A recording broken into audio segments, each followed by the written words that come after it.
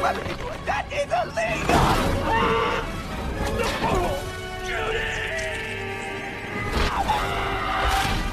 Halo guys, kembali lagi bersama gua di Film Santai.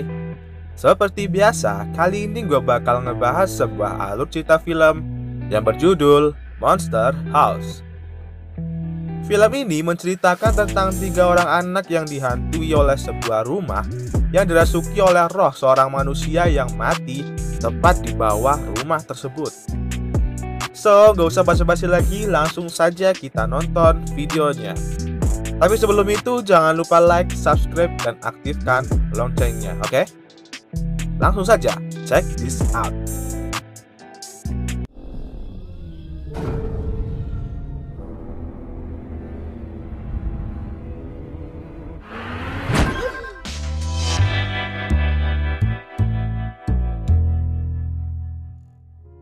Cerita berawal ketika di musim gugur terdapat bocil yang sedang asik bersepeda. Namun kayuhannya terhenti karena motor lewat. Karena ia terjebak di halaman rumah seorang pria tua bernama Neighbor Cracker yang langsung keluar dengan marahnya lalu mengambil sepeda bocil tersebut. Kala itu DJ melihatnya dari seberang rumah Neighbor Cracker lalu mengadu hal itu kepada orang tuanya. Tapi karena mereka terlalu sibuk berkemas dan akan pergi membuat mereka tidak peduli tentang semua itu. Saat akan pergi, teman DJ bernama Chowder datang untuk mengajaknya mencari permen karena sebentar lagi akan ada perayaan Halloween. Akan tetapi DJ tidak mau ikut sebab ia sudah bosan. Ya udah gede ya kan, ngapain juga. Dan mereka pun main basket. Ketika main basket, Chowder terkena bola basket tepat di mukanya, mampus. Lalu bola itu memantul ke halaman Neighbor Cracker. Melihat itu, DJ pun pasrah dan memilih untuk mundur. Tapi Chowder dengan muka melas meminta tolong kepada DJ untuk mengambilkannya bola tersebut. Hingga akhirnya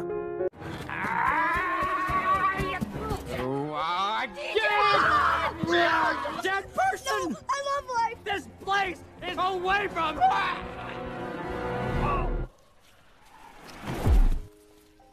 karena serangan jantung, ia pun tewas di tempat dan dibawalah ia ke rumah sakit terdekat dengan ambulan. Dan dari situlah kejadian-kejadian aneh mulai terjadi kepada mereka. Lalu datanglah pengasuh DJ bernama Z yang mengasuhnya selama orang tuanya pergi. Dan di rumah, Z mulai menunjukkan sifat aslinya dan mengatur-atur DJ dengan peraturan yang banyak. Sampai DJ kesal lalu pergi ke kamarnya untuk beristirahat dengan boneka kelinci kesayangannya.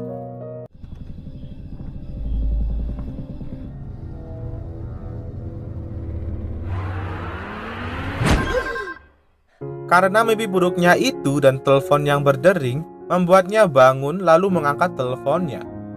Akan tetapi tak terdengar suara apapun dari telepon tersebut. Sampai membuatnya geram lalu menelepon balik nomor itu.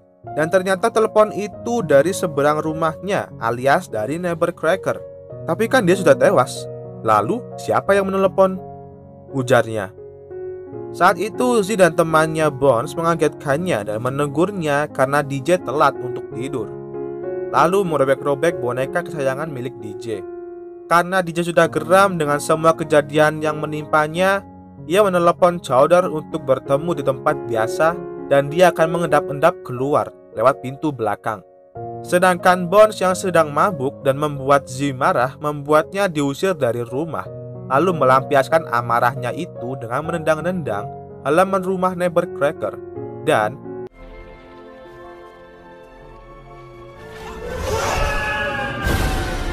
setelah sampai di tempat biasa dan bertemu Chowder, ia memohon kepada Chowder untuk membantunya mengatasi masalah ini dengan mendatangi rumah Neighbor Cracker.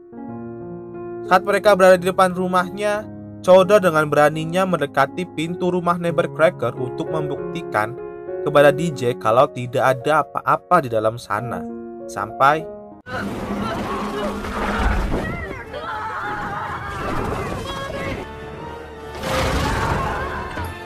keesokan paginya, akibat kejadian semalam, mereka berdua terus mengawasi rumah itu dengan sebuah teleskop milik DJ.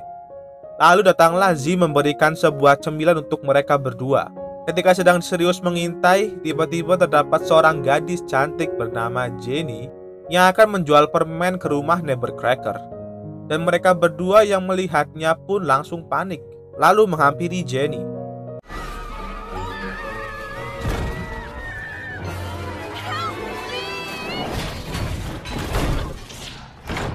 Untung saja mereka bertiga selamat dan langsung menelepon polisi setempat.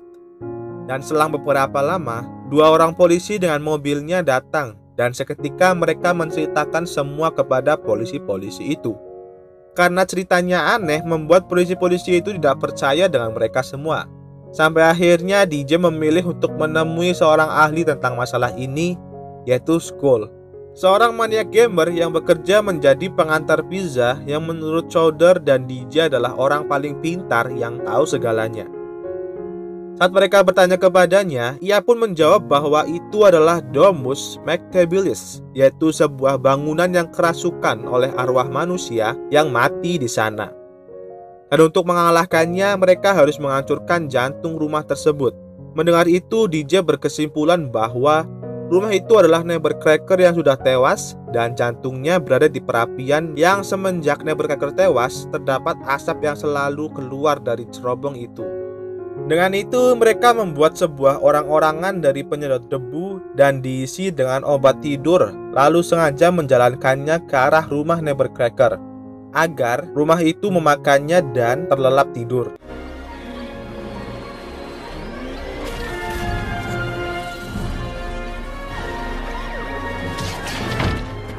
Namun tiba-tiba mobil polisi datang dan memutuskan kabelnya. Alhasil penyedot debu itu berhenti. Karena membuat onar dan membuang sampah di jalan, mereka bertiga dimasukkan ke mobil polisi. Lalu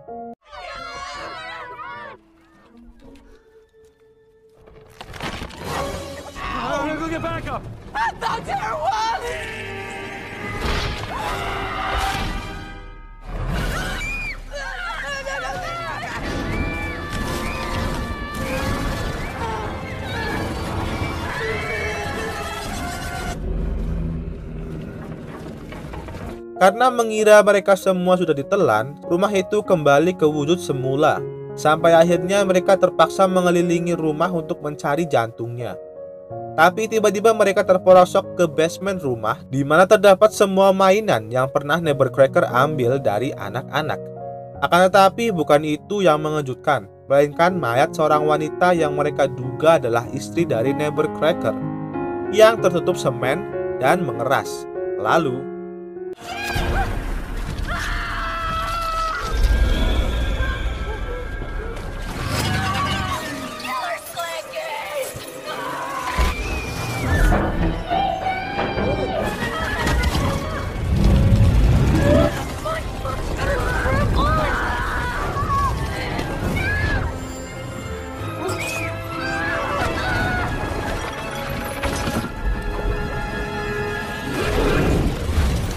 untung saja mereka berhasil selamat berkat aksi Jenny yang heroik. Dan ketika DJ akan pulang, tiba-tiba datang mobil dari samping yang akan menabrak DJ. Lalu keluarlah seorang pria yang tidak lain adalah Nevercracker yang ternyata masih hidup. Dan dia datang ke sana karena ingin menemui istrinya yang ternyata lagi adalah rumah itu sendiri. Nevercracker berniat untuk mengebom istrinya dengan dynamite yang ia pegang.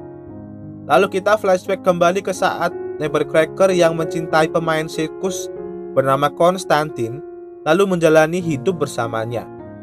Akan tetapi saat sedang membangun rumah, Konstantin mengalami kejadian yang naas, yaitu terjatuh bersama dengan adonan semen hingga ia pun tewas. Lalu kita kembali ke DJ saat ia sedang membujuk Nevercracker. Tiba-tiba Konstantin marah lalu mengejar mereka semua sampai ke tempat konstruksi.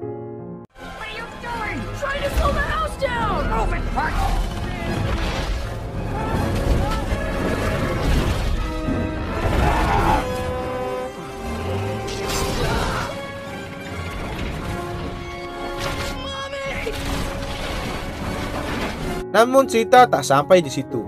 Konstantin kembali hidup dan mengejar Chowder sampai dia kelelahan.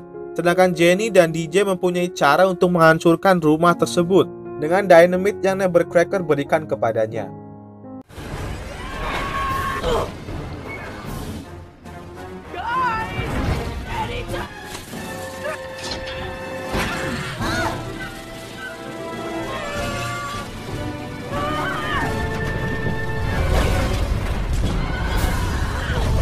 Dan akhirnya rumah itu hancur oleh dynamite tersebut dan Nevercracker berterima kasih kepada DJ karena telah membebaskannya dan istrinya. Lalu dengan semua mainan itu, mereka semua kembalikan ke pemiliknya.